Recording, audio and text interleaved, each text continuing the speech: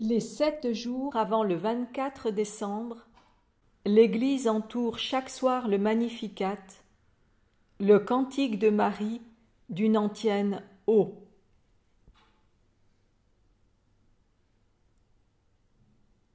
Ô sapientia,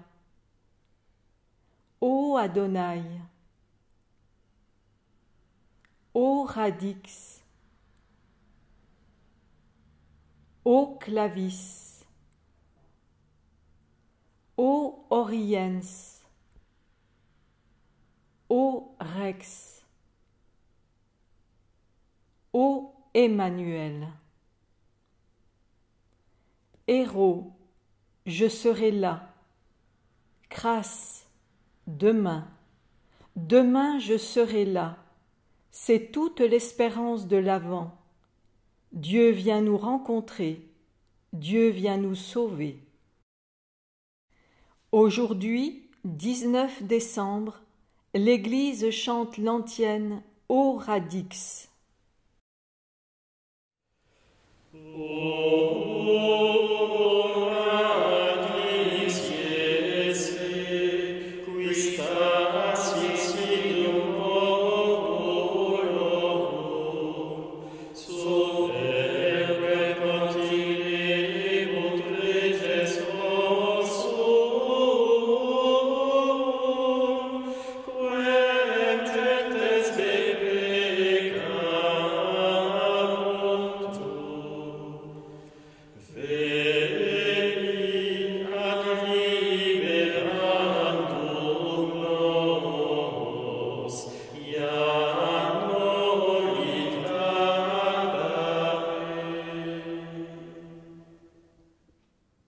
Racine de Jessé, qui te dresse comme un étendard pour tous les peuples.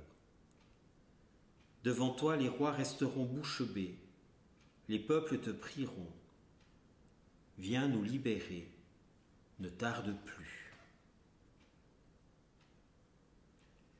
Ô racine de Jessé. Quelle drôle d'invocation, racine de Jessé. En fait, la liturgie utilise un titre messianique. La descendance de Jessé, père de David, est vue comme un arbre dont Jessé est la racine. Or Jésus, qui est à l'extrémité, qui est le dernier de cette descendance, est en même temps la racine de la racine. Il est la raison de toute l'histoire de la maison de David. C'est de la racine de Jessé, père du roi David, que doit naître le Messie. Le texte sous-jacent à cette antienne est le chapitre 11 du livre d'Isaïe. Voici ce que dit ce texte. Un rameau sortira de la souche, de la racine de Jessé, père de David. Un rejeton jaillira de ses racines. Voilà l'origine du Messie. Puis le texte continue. Sur lui reposera l'esprit du Seigneur, esprit de sagesse et de discernement, esprit de conseil et de force, esprit de connaissance et de crainte du Seigneur, qui lui inspirera la crainte du Seigneur.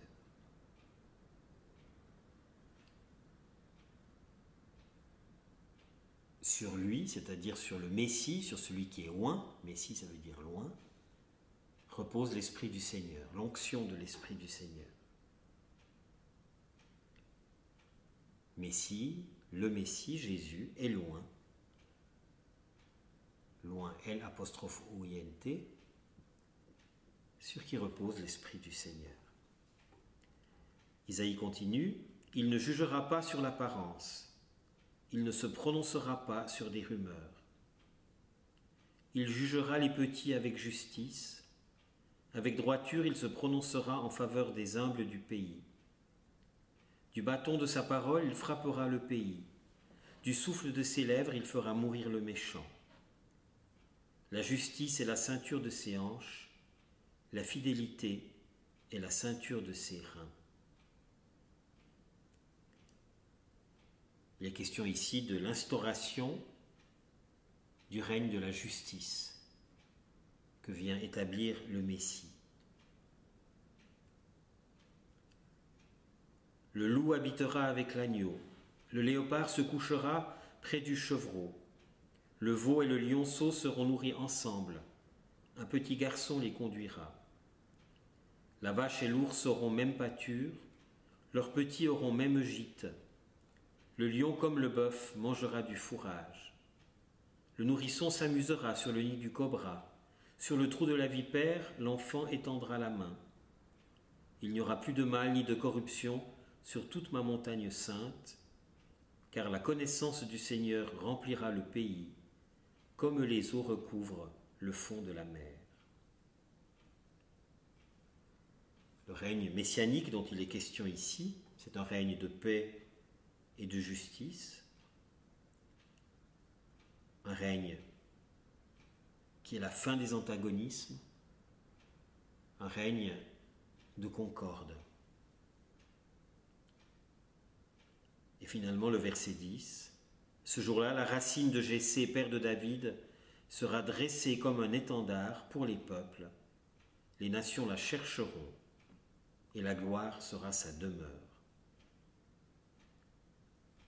Ce règne de justice et de paix ne sera pas proposé à un seul peuple, mais à tous les peuples, nous dit Isaïe. La racine de Jessé devient étendard, devient signe, en latin on a le mot signum, c'est-à-dire une proposition. Le règne messianique, le règne du Christ, ne s'étend pas à coups de trick. Le Christ n'est pas un tyran qui fait la guerre et qui s'empare de territoire. Le règne du Christ est une proposition. En fait, ce règne doit donner envie aux peuples, aux nations, c'est-à-dire à tous ceux qui sont encore loin de lui. Le royaume du Messie, le royaume de Jésus, ne se développe pas par prosélytisme. C'est une phrase du pape Benoît, dans une homélie du pape Benoît XVI.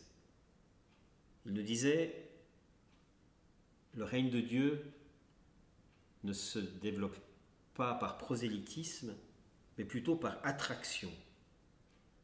Jésus attire vers lui. Et c'est dans ce sens-là que Jésus est un signe, un étendard pour tous les peuples. Il se propose. Il ne s'impose pas. Ô racine de Jessé, qui te dresse comme un étendard, signum, comme un signe pour tous les peuples. Hier, avec l'antienne Ô Adonai, nous étions plongés dans les épisodes de l'exode du peuple d'Israël. Aujourd'hui, avec l'antienne Ô Radix Yessé, Ô racine de Jessé, nous sommes orientés clairement vers une dimension universelle. Tous les peuples sont invités à se laisser attirer par Jésus le Messie. Tous les peuples, c'est-à-dire toutes les femmes et tous les hommes de ce monde. Et puis l'antienne continue. Elle dit « Devant toi, les rois resteront bouche bée, les peuples te prieront. » Quand on la chante, on passe dessus comme ça, comme chat sur braise. En fait, ici, le fondement biblique de cette partie, de cette phrase, c'est plus du tout le chapitre 11 d'Isaïe. C'est un tout autre contexte. C'est aussi un texte d'Isaïe, mais dans un tout autre contexte que nous connaissons assez bien. Devant le Messie, les rois resteront bouche bée. Le texte sous-jacent à cette idée, c'est le chant du serviteur en Isaïe 52. C'est un texte qu'on ne lit pas à Noël, mais qu'on lit à la célébration du Vendredi Saint.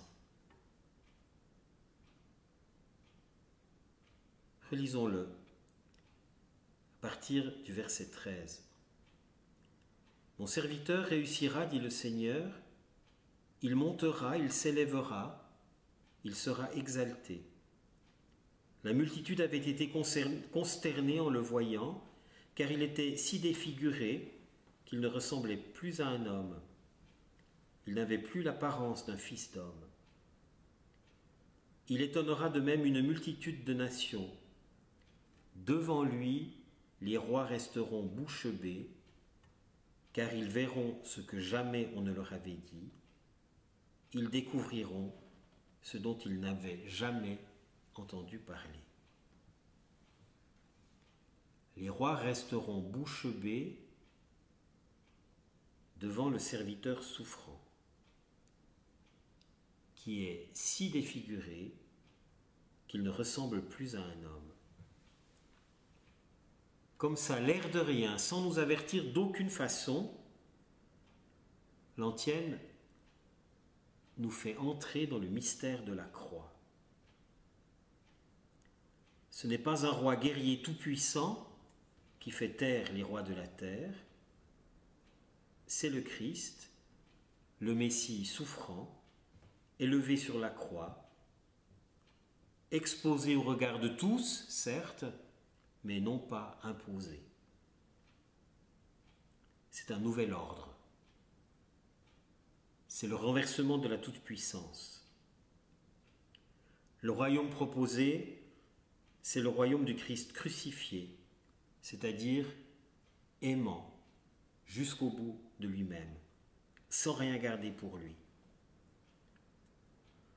Le royaume du Messie, ce n'est pas un royaume de plus qui réussit à s'imposer parce qu'il est plus fort que les autres. Le royaume du Messie, c'est un renversement total de l'ordre habituel. C'est quelque chose dont, nous dit Isaïe, on n'a jamais entendu parler. En fait, le royaume du Messie, c'est la foi, l'espérance, contre toute apparence, que ce qui triomphe, c'est l'amour donné, offert, sacrifié. Qui aurait cru ce que nous avons entendu, continue Isaïe au chapitre suivant. Le bras puissant du Seigneur, à qui s'est-il révélé? Devant lui, le serviteur a poussé comme une plante chétive, une racine dans une terre aride. Il était sans apparence ni beauté qui attire nos regards. Son aspect n'avait rien pour nous plaire. Méprisé, abandonné des hommes, homme de douleur, familier de la souffrance, il était pareil à celui devant qui on se voile la face. Et nous l'avons méprisé, compté pour rien. En fait, c'étaient nos souffrances qu'il portait, nos douleurs dont il était chargé. Et nous pensions, nous, qu'il était frappé, meurtri par Dieu, humilié. Or, c'est à cause de nos révoltes qu'il a été transpercé, à cause de nos fautes qu'il a été broyé. Le châtiment qui nous donne la paix a pesé sur lui. Par ses blessures, nous sommes guéris. Nous étions tous errants comme des brebis, chacun suivait son propre chemin. Mais le Seigneur a fait retomber sur lui nos fautes à nous tous. Maltraité, il s'humilie, il n'ouvre pas la bouche. Comme un agneau conduit à l'abattoir, comme une brebis muette devant les tondeurs, il n'ouvre pas la bouche. Arrêté puis jugé, il a été supprimé. Qui donc s'est inquiété de son sort? Il a été retranché de la terre des vivants, frappé à mort pour les révoltes de son peuple. On a placé sa tombe avec les méchants, son tombeau avec les riches. Et pourtant il n'avait pas commis de violence, on ne trouvait pas de tromperie dans sa bouche. Broyé par la souffrance, il a plu au Seigneur. S'il remet sa vie en sacrifice de réparation, il verra une descendance. Il prolongera ses jours. Par lui, ce qui plaît au Seigneur réussira. Par suite de ses tourments, il verra la lumière. La connaissance le comblera. Le juste, mon serviteur, justifiera les multitudes, il se chargera de leurs fautes. C'est pourquoi parmi les grands je lui donnerai sa part, avec les puissants il partagera le butin, car il s'est dépouillé lui-même jusqu'à la mort, et il a été compté avec les pécheurs, alors qu'il portait le péché des multitudes et qu'il intercédait pour les pécheurs.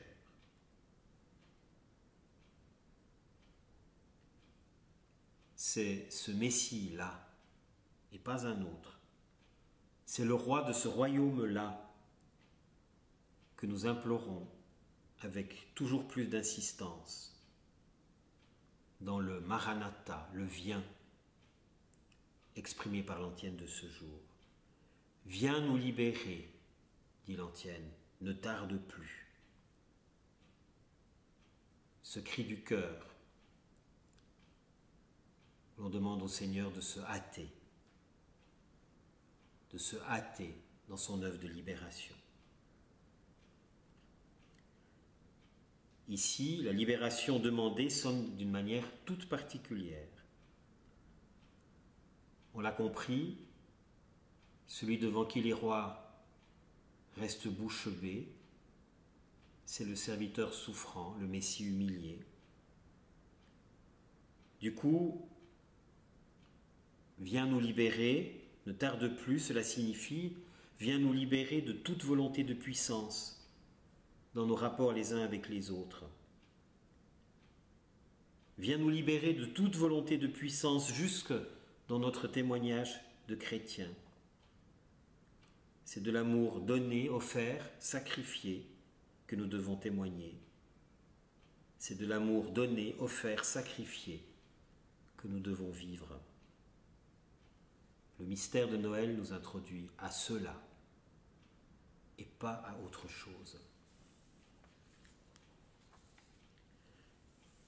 Ô racine de Jessé, qui te dresse comme un étendard sur tous les peuples, devant toi les rois resteront bouche bée, les peuples te prieront, viens nous libérer, ne tarde plus.